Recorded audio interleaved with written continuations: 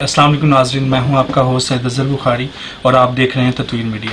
नाज़रीन, आज हमें हमारे शो में ज्वाइन किया है जिस शख्सियत ने वो किसी तारुफ की मोहताज नहीं है। आप पाकिस्तान में मौजूद जो चंद मशहूर सहाफ़ी हैं उनमें से आप एक हैं और आप डिफरेंट चैनल्स पे न्यूज़ एंकर अपने फ़राइज़ सर अंजाम दे चुके हैं। सोशल मीडिया में भी आप उभरते हुए सितारे हैं। बहुत जल्दी जो है वो आपने सोशल मीडिया में अपना नाम मनवा लिया है। तो आइए आज आपकी मुलाकात करवाते हैं जनाब सईद अली हैदर साहब से। अस्सलाम वालेकुम सर। वालेकुम अस्सलाम सर, बहुत शुक्रिया, आपने इज़्ज़त बख्शी और बुलाया। और अगेन थोड़ा सा तारुफ जब हुआ आपसे पहले मिलने से, तो you doing a tremendous job, माशाअल्लाह। Thank you so much sir. और तत्वीर मीडिया की तरफ से भी आपका शुक्रिया कि आपने तत्वीर मीडिया के नाज़रीन के लिए अपना कीमती वक्त निकाला। तो मेरा आपसे सबसे पहला सवाल है कि आपने शोबा सहाफ़त को क्यों चुना और ये जो आज़ादी सहाफ़त है ये कौमों की तरक्की के लिए किस कदर ज़रूरियत की हामिल है, क्या अहमियत है इसकी? देखिए, पाकिस्तान में जिस चीज़ का सबसे ज़्यादा फुकदान है अब, वो आज़ादी का है।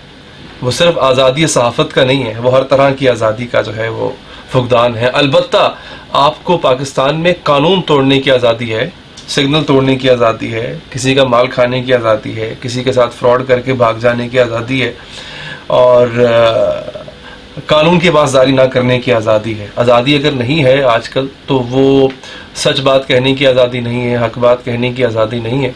उसके मुख्तलिफ फैक्टर्स हैं। उसकी जो सियासी बहस है उसमें मैं नहीं जाऊँगा, क्योंकि मुझे लगता है शायद आपकी व्यूअरशिप भी फ़िलहाल सियासत के जो पेचो खम है वो सुनने के लिए तैयार ना हो।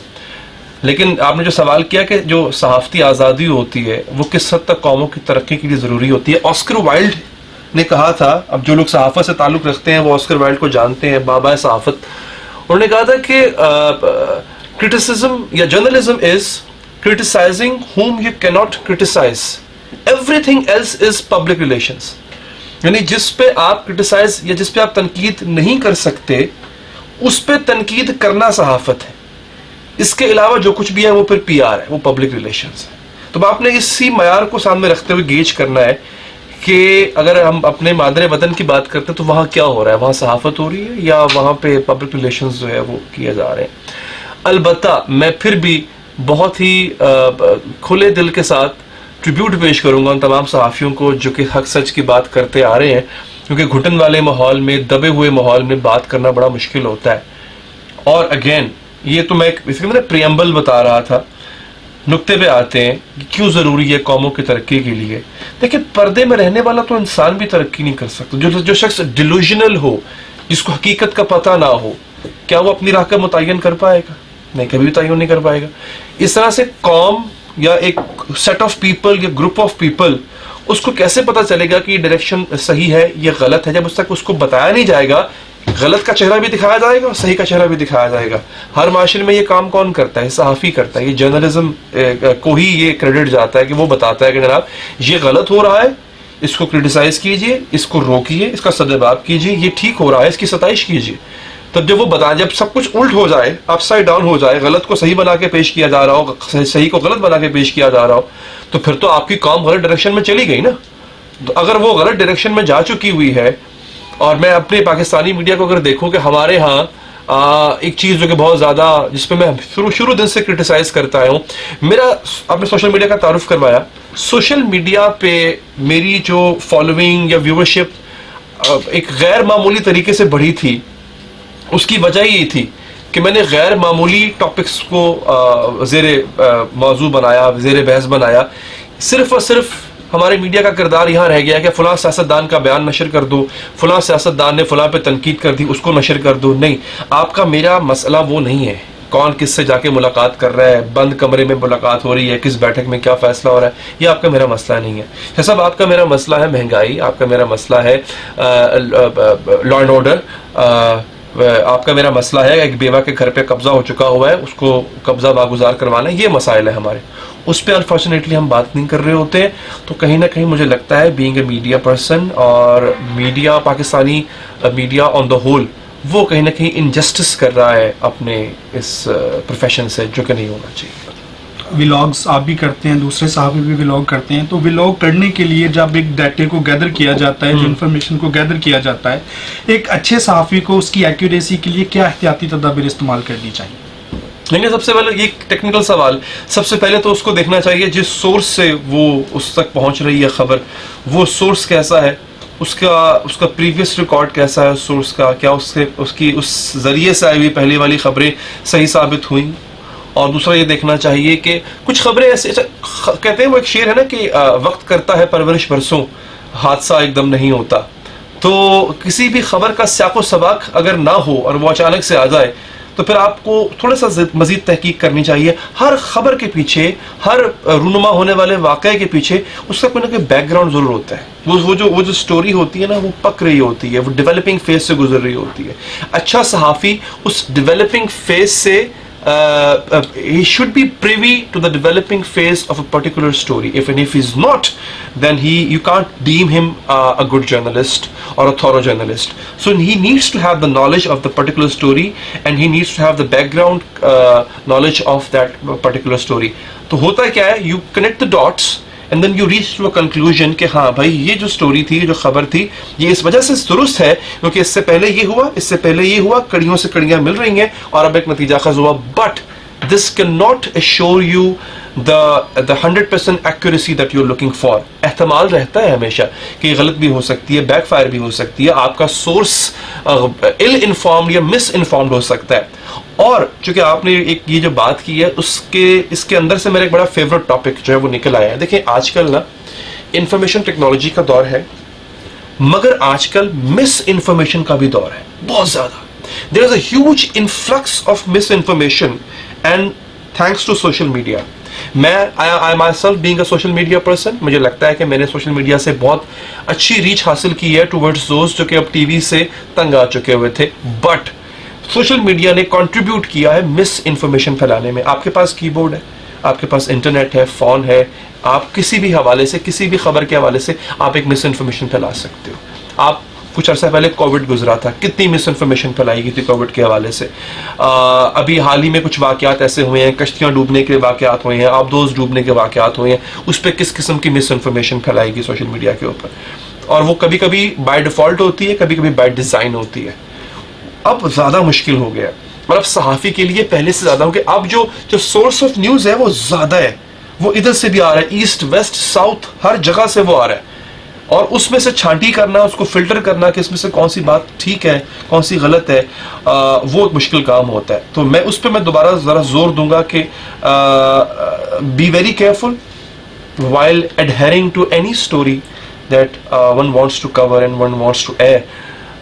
उसके कुछ टूल्स हैं, if I go into detail वो पर एक लंबी बहस हो जाएगी। बस ये चुनिंदा बातें हैं जो कि याद रखनी चाहिए। और जैसा कि ये जो आप कह रहे हैं कि इंफॉर्मेशन जो है वो रॉन्ग भी आ सकती है, जैसे कि हम सब ने, पूरी दुनिया ने देखा कि कैसे जो है अर्नब गोस्वामी के जो रिसोर्सेज है उन्होंने धोखा दिया। हाँ, वो जो काबुल के मैरियट होटल का 5th फ्लोर, सरीना होटल का, सॉरी 5th फ्लोर था, जो कभी एग्जिस्ट ही नहीं करता था। ठीक है, तो तीसरा मेरा आपसे जो है वो बहुत ही अहम सवाल है, क्या एक सहाफ़ी को न्यूट्रल होना चाहिए? अच्छा, this is something which is a very debatable question. देखिए, जो न्यूट्रलिटी है ना, it's a very objective subject. It should be, अच्छा एक होता है न्यूट्रलिटी, एक होता है ऑब्जेक्टिविटी। मैं दोनों की एग्जांपल ये दूंगा। फॉर एग्जांपल मैं एक वॉर जोन में खड़ा हुआ हूँ, तो मैं वहाँ पे जो है वो दोनों साइड्स की स्टोरीज बता रहा हूँ आपको। But unfortunately that war zone, if that war zone is my own country, एक फॉरेन कंट्री इन्वेड करता है, हमला कर देता है, एक दुश्मन मुल्क हमला कर देता है मेरे मुल्क पे। अब मेरा मुल्क जो है वो पर्टिकुलर, मेरा खित्ता जो है वो एक वॉर जोन में कन्वर्ट हो चुका होगा। अब मैं वहां पे रिपोर्टिंग कर रहा हूं, तो मैं क्या बताऊंगा? मैं बताऊंगा कि atrocities are being committed and illegal intrusion has been committed, मैं वो बता रहा हूँ। उसमें कहीं ना कहीं इंसान होने के नाते मेरी पार्शियलिटी, मेरी जानिबदारी वो कहीं ना कहीं नुमाया हो जाएगी। बट मैं एक और बात यहाँ पे कहूँगा, मेरा काम बीइंग अ जर्नलिस्ट ये है कि मैं फैक्ट्स को जैसे वो हैं वैसे ही रिपोर्ट कर दूँ। मेरा काम फैक्ट्स को ट्विस्ट करना नहीं है, उनको मोल्ड करना नहीं है, उनको किसी वो कहते हैं ना सांचे में ढाल के आपके सामने प्रेजेंट करना नहीं है। जो फैक्ट्स हैं मैं आपके सामने रख दूँ। हाँ, now it comes to being a responsible journalist. Who is a responsible journalist. मुझे लगता है ऐसी चीज़ें, कई ऐसी खबरें मेरे अपने करियर में मेरे पास आई जिससे मुझे महसूस हुआ कि ये माशरे में बिगाड़ पैदा कर सकती है। ये मजहबी, ऐसी खबर भी आती थी कि ये मजहबी रवादारी को नुकसान पहुंचा सकती है। हालांकि वो खबर दुरुस्त थी, वो खबर इस लायक भी थी कि उसको ऑनर किया जाए या छापा जाए, बट उससे होना क्या था, फितना बढ़ना था, उससे फिरका वारियत फैल सकती थी, कुछ भी ऐसा हो सकता था। फिर ऐसी खबरें भी आई जिससे नेशनल सिक्योरिटी इंटरेस्ट जो है वो हमारे उससे डैमेज हो सकते थे, उस खबर को भी रोका गया।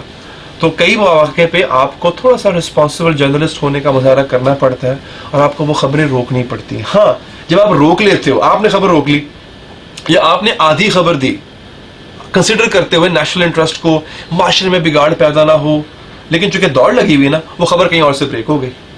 अब आप पे ठप्पा लग जाएगा, जनाब देखो ये पार्शियल आदमी है, इम्पार्शियल नहीं है, जानिबदार आदमी है, इससे जान के फला फला फला को फायदा पहुंचाने के लिए इस खबर को होल्ड करके रखा या आधी खबर बताई, अब उस पर इल्जाम लग गया। अब उसकी नीयत क्या थी वो किसी को नहीं पता। तो ये कहते हैं ना कि दो धारी तलवार है, and it's a very thin line जिसके ऊपर हम चल रहे होते हैं। किसी भी जगह पे आके गर्दन कट सकती है। गर्दन से मुराद कि आपकी जो है ना वो क्रेडिबिलिटी, उसको क्वेश्चन किया जा सकता होता है, आपकी नीयत वो नहीं होती है। हाँ, मैं ये दोबारा ये भी कहूँगा कि हमारे यहाँ ब्लैक शिप्स भी हैं, हमारे यहाँ ऐसे लोग भी हैं जो कि फितना परवर भी हैं, जो कि किसी के कहने पे, किसी के पेरोल पे भी ये काम करते हैं। और ये हमारे यहाँ नहीं, हर जगह होता है। तो ये जो आपने न्यूट्रल वाला सवाल पूछा, बहुत अच्छा सवाल था, बट इसका मैं ब्लैक एंड व्हाइट में आंसर नहीं दे सकता था और ऐसा इसका कोई जवाब है भी नहीं। तो इसको कहीं ग्रे एरियाज में रहते हुए ना आपको ऑपरेट करना पड़ता है। जी चलिए, और जो मौजूदा पाकिस्तान के इस वक्त के हालात हैं, आप इनको किस तरफ जाता हुआ देख रहे हैं और इन हालात का जिम्मेदार आप किसको समझते हैं? आखिरी जो आपके सवाल का हिस्सा था, मैं शायद, चूंकि मुझे भी पाकिस्तान जाना है, तो मैं इसका जवाब शायद ना दे सकूं, क्योंकि कहा जाता है कि अगेन ऑस्कर वाइल्ड, बाबा सहाफत की मिसाल में दूंगा, उसने कहा था अगर आपको जानना हो कि आप पे हुकूमत कौन कर रहा है तो आप देख लें, आप इस पे तनकीद नहीं कर सकते।